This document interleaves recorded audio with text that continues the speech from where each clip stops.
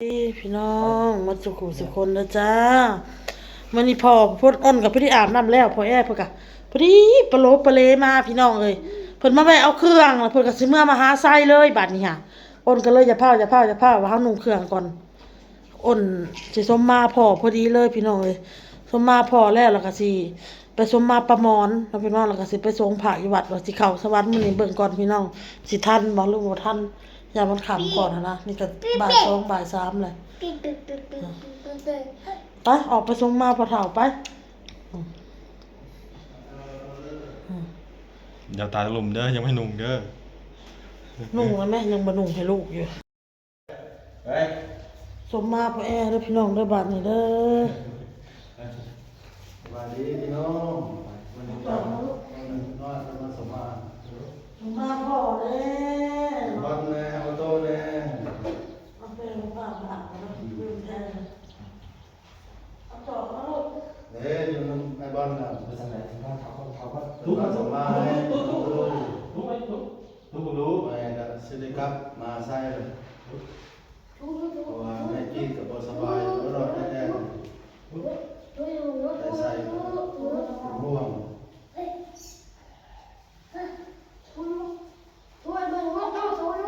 สมมาพ่อแล้วยันบริเมื่อพี่น้องไม่จีกับบุระเมื่อเปิดสมมาแล้วไม่จีก็ได้เอาตัวงานมาบอก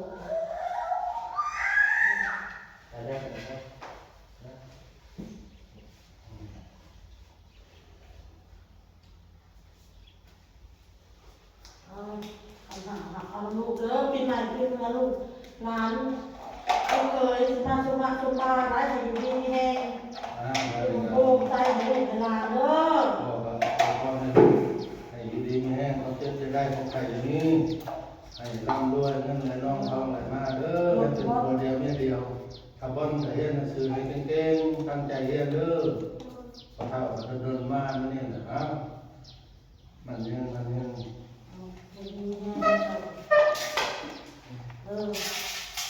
อาให้อยู่ดีมีแห้งได้เจ้าก็ได้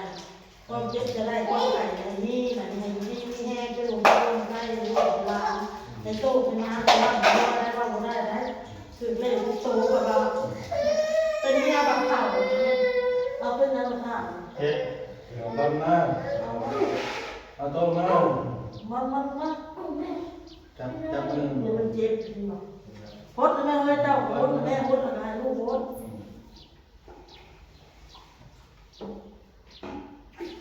เดี๋ยวก่อนเด้อมีอะไรตัวมันร่ำรวยทุกเช้าอยู่ดีมีแห้งกัน เดินทางปลอดภัยเด้อหอดจะหอดสร้างที่ใหม่ที่งานกระไดเบิ่งแม่ขับรถขับลางไอ้ก้อนพดลูกตั้งกันเร็วๆบอลเอาเป็นบ่อยบอลเข้าให้ดีมีแห้งเด้อเป็นโคมใส่ให้ดูให้ทานบอลตั้งคนนึงเอาไปเยี่ยมคือเป็นเช่นเด้อขึ้นห้องปีทุกปี สาธุลงเอาพรเรา เอา โต โต๊ะ ได้โตมาไหม ตัว พดมาเอานี่ เอาไว้ พดเท่าไว้ โอ้โหวันแรกโอ้โหโอ้โหบาทเดียวแล้วตัว บัดตัวเนี่ยเอาลูกบอล เอาลูกบอลเจ็บจะได้ไข่ให้มีได้อยู่นะ อย่าดื้อร้าย เออ เศร้าดื้อเลยโตเลยที่ดื้อกับหมูนี่ก็รับดื้อมันเนี่ยอ้าวมอนี่ก็ได้ดีมีแห้ง จะ เจ็บ แค่ จะ โม ไข่ ง2 โมงไปจะยัง5 6 โมงเลยหอด คอยเมื่อได้หมดนาน สิรักเมื่อทั้งขบุญทั้งหมดปฏิเรียกว่านั้นสกุลต้องทำลายบ้านซ่อม บัดเมื่อสุดหนาวสลับเมื่อทางนี้ก็ไม่เคยได้เจอ ทำอะไร ทางก็ครับ เข้าขบุญเลย ไอ้ปึ๊กต้องไอ้ดอกเบิ่งนะจ๊ะใกล้เนาะ สมมาพอเปิดสิเดินทางกลับไปพี่น้องเด้อนี่ก็ไปสมมาประมอนก่อนพี่น้องสมมาแล้วเปิดสิเดินทางกลับขอแอพี่น้อง ไปดีพี่น้องครับมาใส่ก่อนพี่น้อง เดินทางปลอดภัยเด้อ ขี่มอเตอร์ไซค์ใช้แม่แต่รถดีแน่ นั่นแหละพี่น้องเอ้ยรถก็เอาให้เพิ่นหั่นแหละให้เพิ่นใช้ให้เพิ่นขี่รถคันนั้นอ้นขี่ไปส่งลูกส่งหลานส่งลูกซื่อๆตื่นไปตื่นมาอยู่ใกล้ๆอันนี้พออยากไปเที่ยวทางเกาะทางไกลก็บ่ต้องห่วงเดินทางปลอดภัยเด้อพ่อเด้อบ๊ายบายว่าทางน่ะ ไปดูสบายพี่นี่ บ๊ายบายเมื่อนะพี่น้องอันนี้ก็ไปพุ่นแล้วบัดนี้ไปสมมาไม่ทำมอนเดี๋ยวโทรหาเพิ่นก่อนไม่ทำมอนเนาะพี่น้องเอ้ยว่าเพิ่นอยู่เพื่อนบ่ย่าเพิ่นไปรักษาหกเนาะเพราะว่าโทรหาอมนเช้านี่ว่าไปรักษาหกพี่น้องอ้นก็บ่มีหยังคันหาสินแต้มพื้นนึงพี่น้องเนาะแล้วก็ใส่เงินเล็กๆน้อยๆเนาะไปมาไปฮะ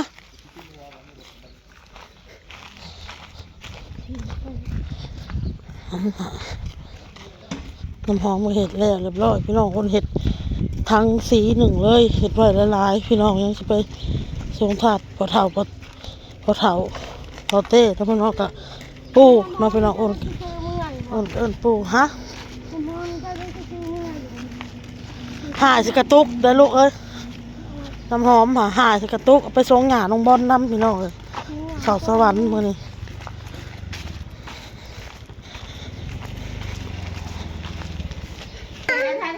ถาดนี่เป็นน้ำถาดเลยนะ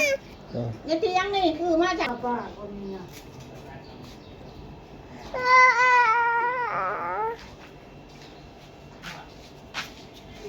บัดนี้ลูกหลานมาสมมติคุณมาคุณใหม่ได้ให้มีสุขภาพร่างกายแข็งแรงขอให้เป็นห่มโพห่มไส้ให้ลูกให้หลานความเจ็บจะได้ความไข่อย่าให้มีขอให้โชคให้มานให้ร่ำให้รวยให้มีเงินมีทอง ลูกร้านคือการป้ากระหับเอาคันหามีคันหาสินมาส่งมาป้า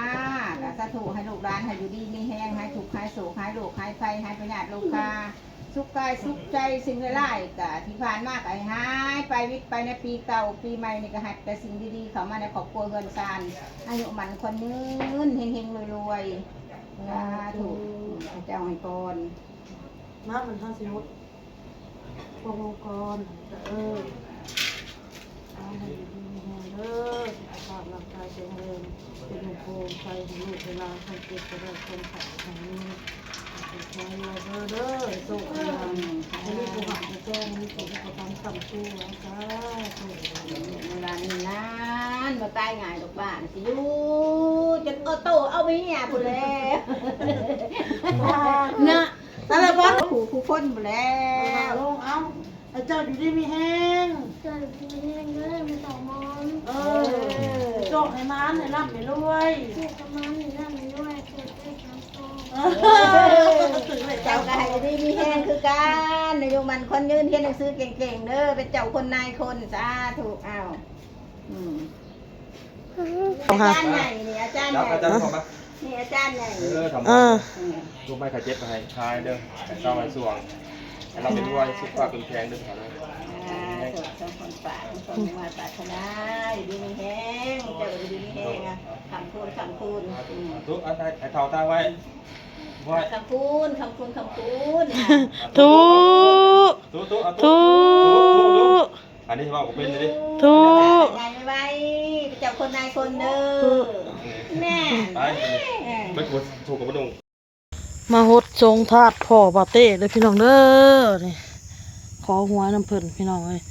เพิ่นใหายมานี่เอาหวยไทยมืออื่นเด้อพี่น้องเด้อ571พี่น้องเอาปีนเอาในนี่แหละเอาหวยไทยมืออื่นหรือว่าฮานอยมือแรงเนาะพี่น้องเนาะทรงธาตุแล้วเรียบร้อยเลยเมื่อได้พี่น้องบาทไหนไรยังอีกวัดหนึ่งพี่น้องไปสมจุดถูกไว้แล้วก็พากันไปหดพระน้องพี่น้องแล้วก็กลับมาเบิ่งน้องพี่น้องก็ตาม FC เห็นเด้อพี่น้องเด้อก็สิไปอีกวัดหนึ่งพี่น้องแล้วก็สิเมื่อแล้วก็สิเข้าสวรรค์อีกเด้อพี่น้องเด้อเบิ่งพี่น้องโตนมก็กิน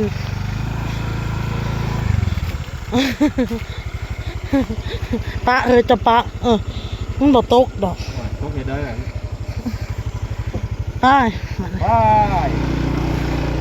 ตู้ดอกตู้571เฮ้ยเรียกกุ้ง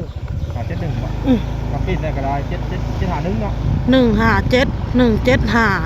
คอยบักจะเล็กมาเนี่ย7หา 175แล้วก็715 751ปิดไปปิดมาแล้ว วันนี้ก็จะต้องหนัก ฮะ ท่านเดินครับ บ่ไปเอ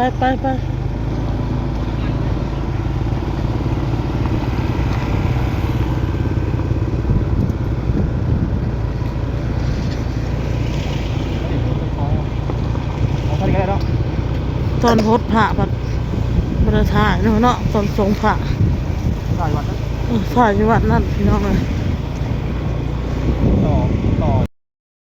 เอาพี่น้องเอ้ยคลิปนี้ก็มาฮอดเฮือนแล้วเตรียมเครื่องเตรียมของแล้วพี่น้องสิเข้าสวรรค์เด้อพี่น้องเด้อสิพากันเข้าสวรรค์มีออโต้แน่น้องบอลแน่พี่น้องบ่เต้มานี่มาอันช่วยแพงเลยว่ามันสิเข้าสวรรค์นั่นเนี่ย มีหัวโตมีหัวมันก็มัดได้แล้วได้บัดเป็นจับ อุ้ยเอาพี่น้องลาไปก่อนพี่น้องพอกันคลิปหน้าพี่น้องสบายดีบายบ๊ายบายบายบาย ออกไปครับเลย